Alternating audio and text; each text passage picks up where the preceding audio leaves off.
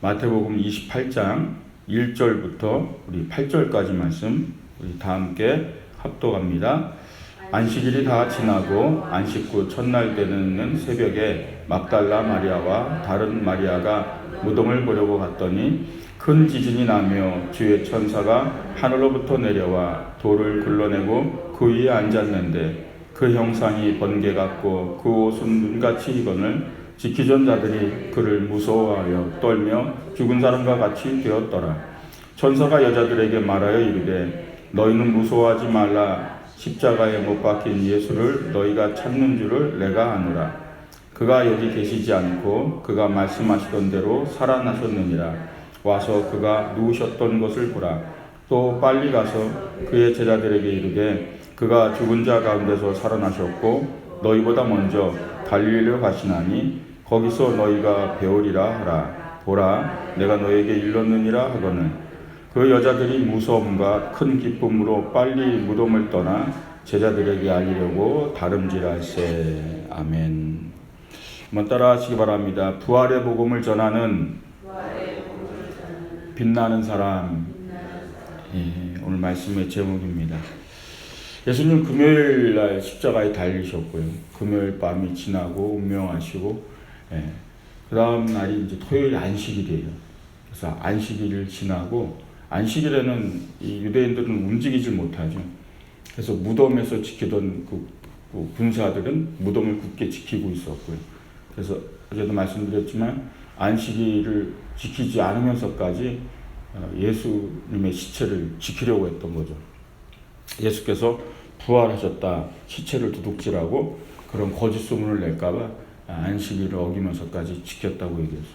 그리고 그 다음날 이제 주일날, 일요일날 아침에 이제 안식일이 지난 다음 날이죠. 그래서 막달라 마리아와 또 다른 마리아는 야고보와 요셉의 어머니 마리아로 알고 있습니다. 마리아가 이 기름을 바르기 위해서. 근데 니고데모가 미리 와서 다 기름을 발랐죠. 그걸 알지 못하고 예수님이 이제 무덤으로 또 찾아온 거예요. 그러다가 이제 일어나는 광경이 오늘 본문의 말씀이에요.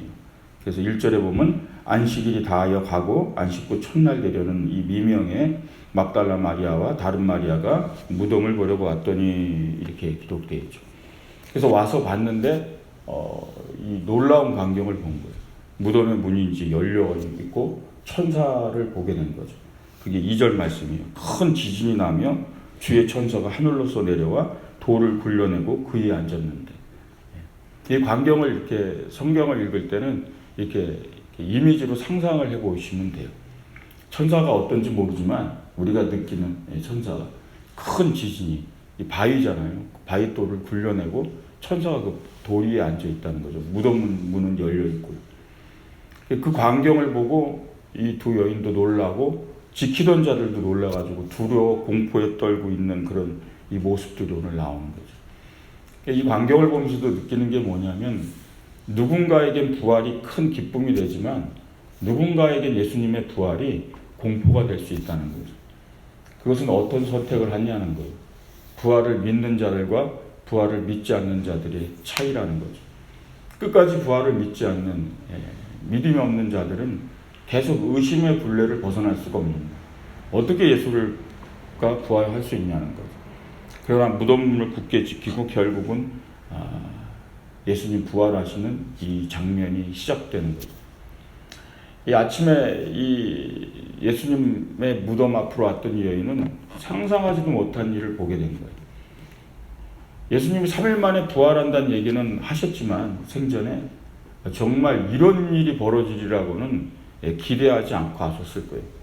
근데 주일 아침에 왔다가 이 부활의 빛을 보고 이 여인들은 기쁨과 놀라움, 어쩌면 큰 영광을 맞이한 거죠.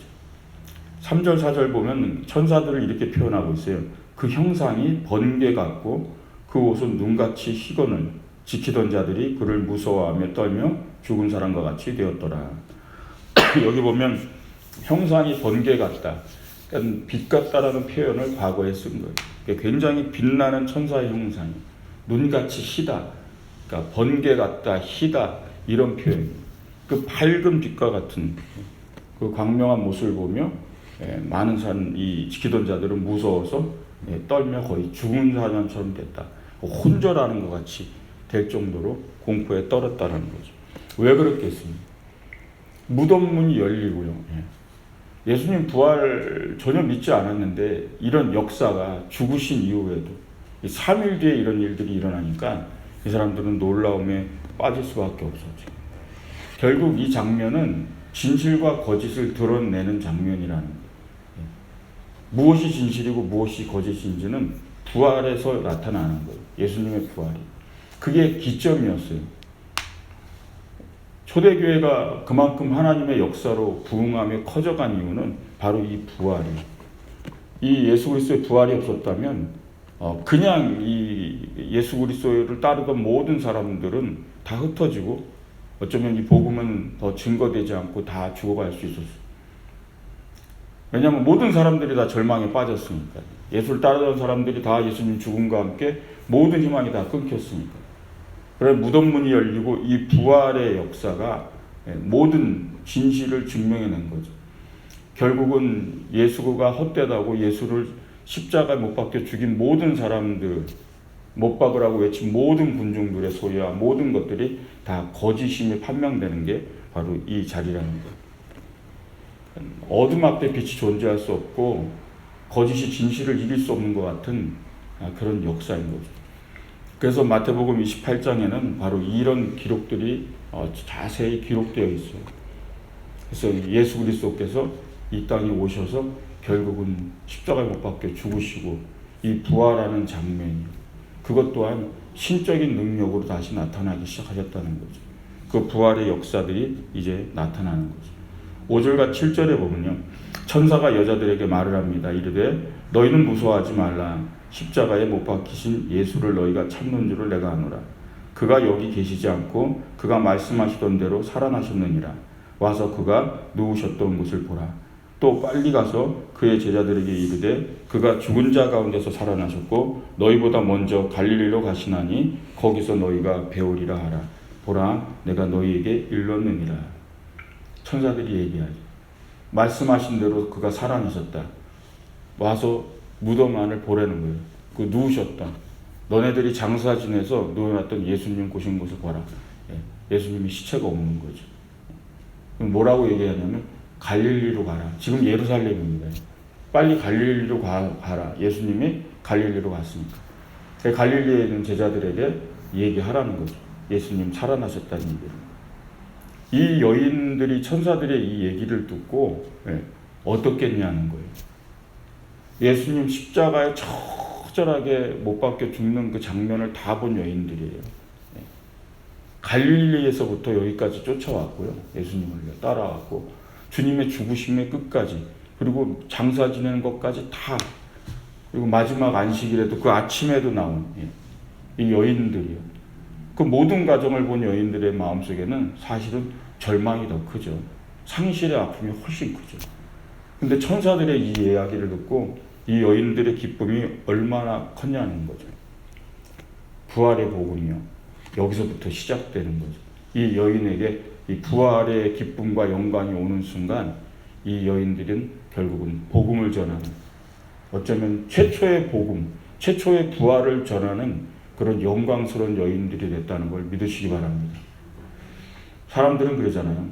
여자보다 남자가 의리가 있다 그러잖아요. 그죠? 남자가 그리고 여자는 의리가 없고 배신을 한다 그러는데 이 성경을 보면요. 제자들 남자들은 다 도망가고 끝까지 예수님 지킨 사람은 여자들이거든요. 그래서 제가 얻은 결론이 있어요.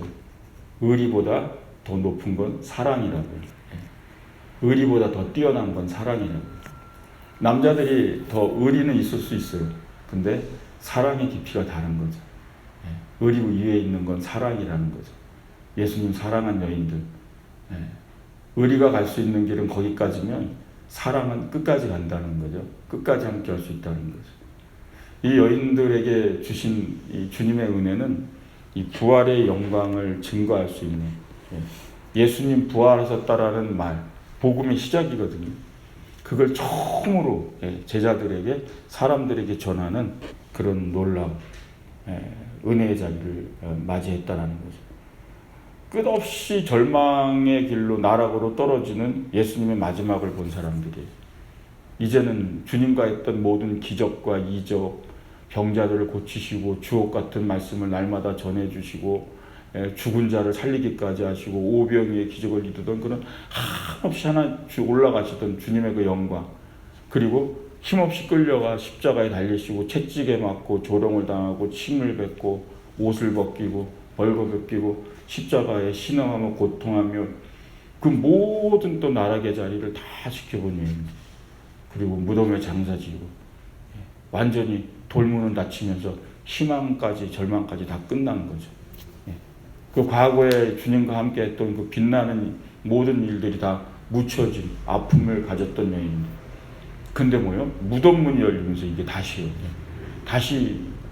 하나님의 복음의 역사가 일어나면서 이 가슴 속에 그 희망이 얼마나 강력했다라는 거죠. 그래서 성경에 보면 8절에 그렇게 하죠. 그 여자들이 무서움과 큰 기쁨으로 빨리 무덤을 떠나 제자들에게 알리려고 다름질하였으니, 뛰어갔다라는 거예요. 예수님 살아났다, 부활했다, 이걸 증명하기 위해서, 증거하기 위해서 뛰어갔다라는 거예요. 우리 믿음의 삶이라는 것은 결국은 이 자리예요. 그러니까 여기까지를 믿고 여기까지가 돼야 그게 진짜 신앙입니다, 사실. 많은 사람들은 현대 기독교인들이 부활에 관심이 없어요. 복음서의 마지막 장에 별 관심이 없어요.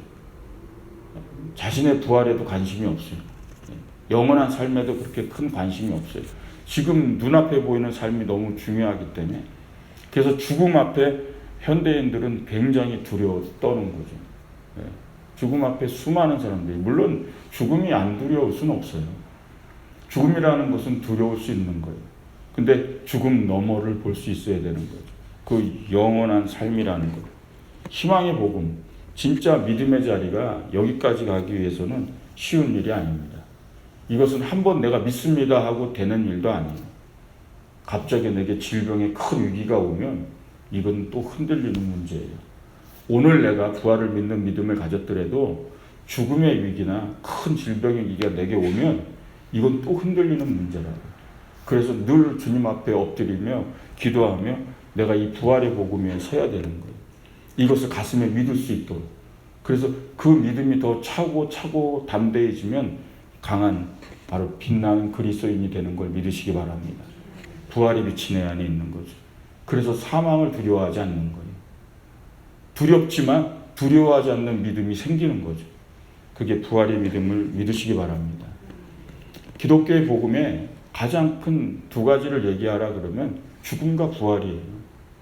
이 단어예요.